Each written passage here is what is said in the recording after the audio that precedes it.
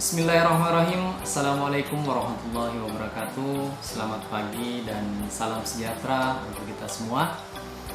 Puji syukur kita panjatkan kehadirat Allah Subhanahu wa taala, karena atas limpahan rahmatnya lah sehingga kita masih sempat menonton video lanjutan untuk MPLS SMK Negeri 10 Samarinda.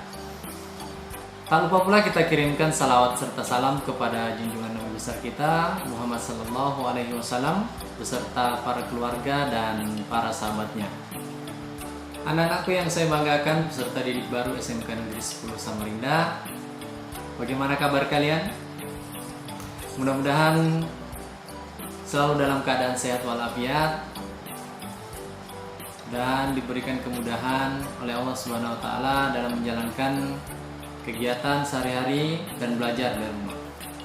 Nah, kemarin kami dari panitia pelaksana masa pengenalan lingkungan sekolah telah mengirimkan video tentang SMK Negeri 10, bagaimana SMK Negeri 10, siapa-siapa saja gurunya di SMK Negeri 10 Samarinda, kemudian fasilitas apa saja yang dimiliki oleh SMK Negeri 10 Samarinda, dan beberapa materi yang telah disampaikan oleh beberapa pemateri, yaitu yang pertama ada materi pendidikan karakter, kemudian kedua ada aturan dan tata tertib di SMK 10 Samarinda, kemudian ada materi ketiga tentang akademik.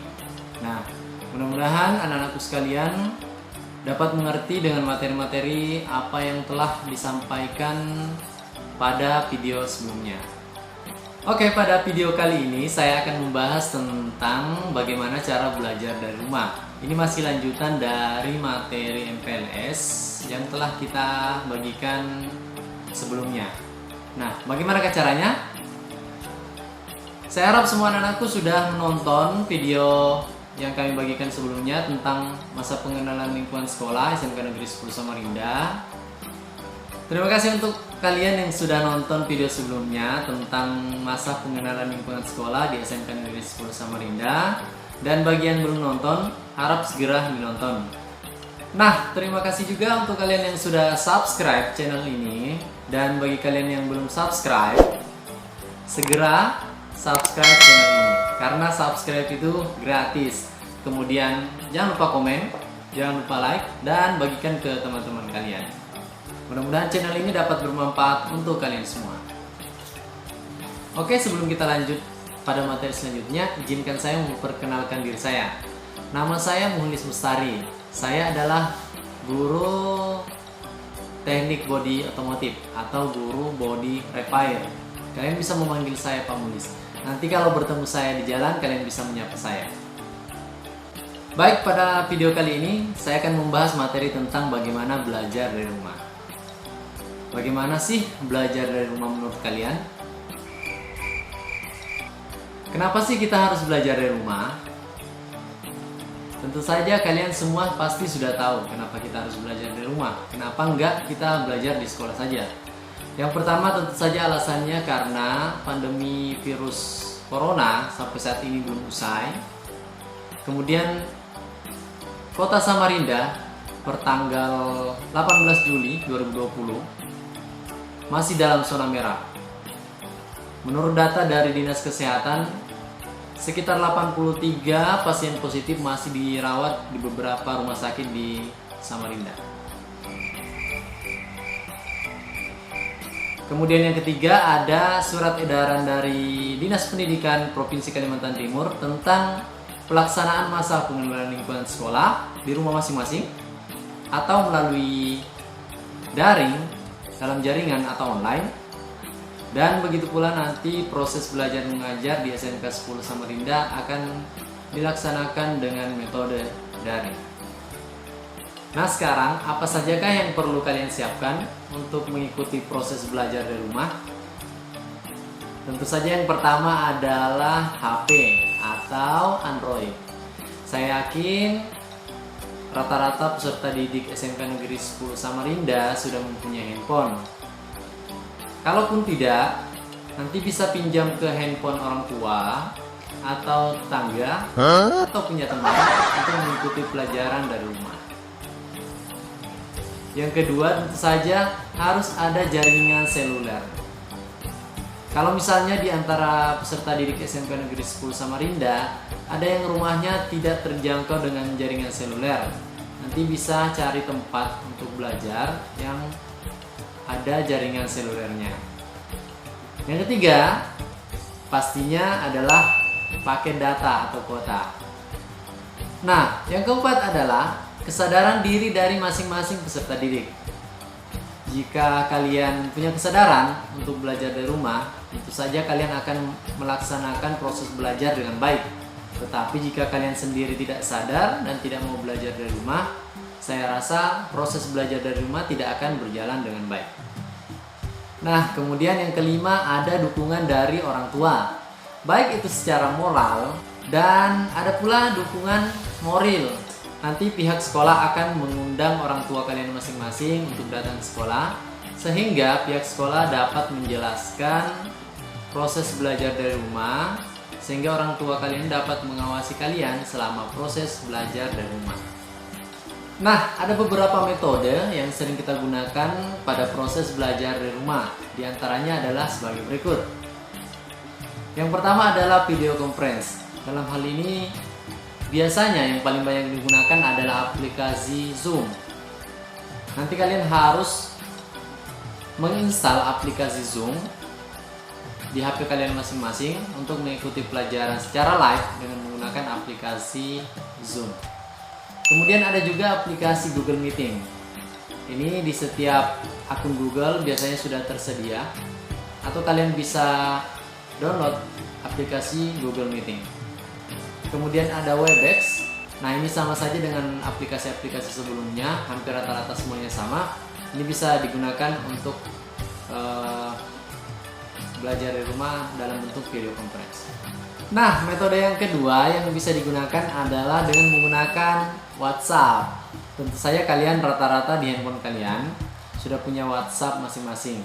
Nah, WhatsApp sendiri atau WA adalah aplikasi yang paling banyak digunakan guru SMK Negeri 10 Samarinda untuk membagikan materi pelajaran, kemudian membagikan tugas-tugas kepada kalian, dan kalian bisa mengumpulkan tugas lewat grup kelas masing-masing.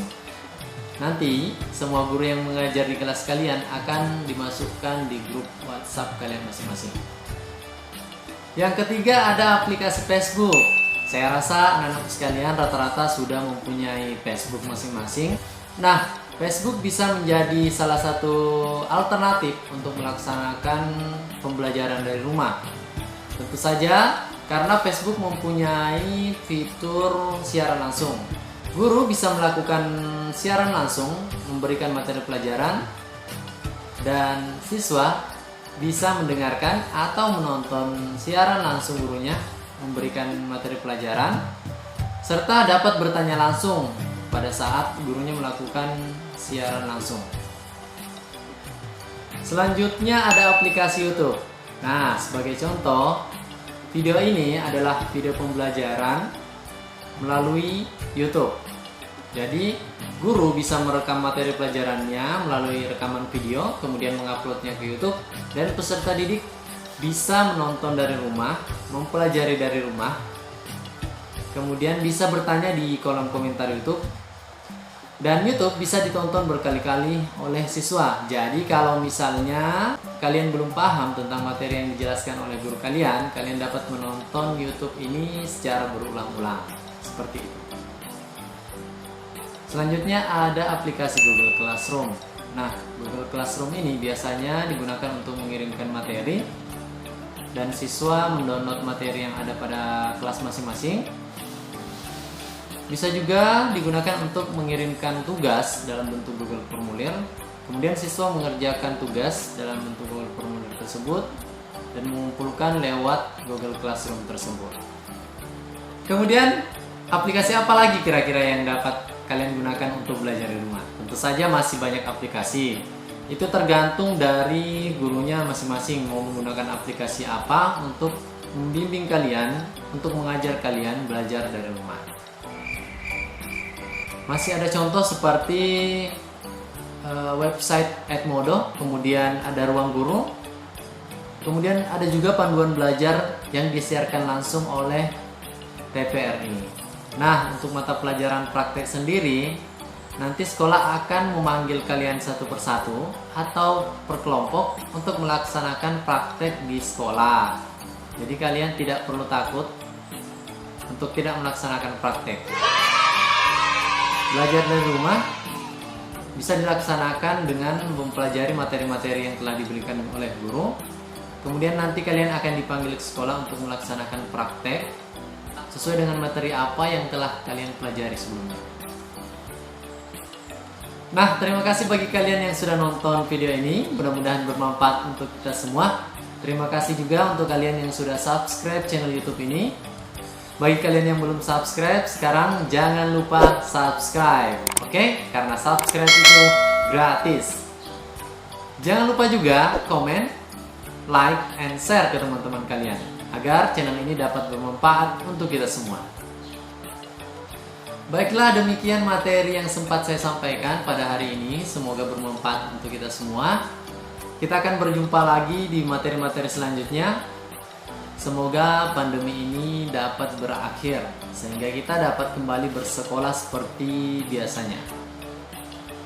Tetap semangat dalam belajar, jangan lupa ibadah, dan jaga kesehatan kalian masing-masing. Ingat, jangan keluar rumah kalau nggak penting. Boleh keluar, tetapi tetap mematuhi protokol kesehatan. Jangan lupa pakai masker, jangan lupa cuci tangan. Terima kasih, saya akhiri. Wabillahi taufiq wal hidayah. Wassalamualaikum warahmatullahi wabarakatuh.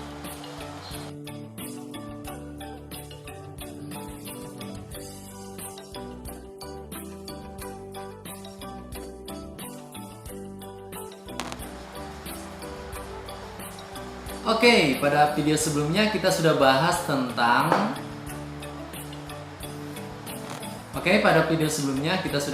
tentang belajar di rumah dalam bentuk video conference. Nah, sih kamu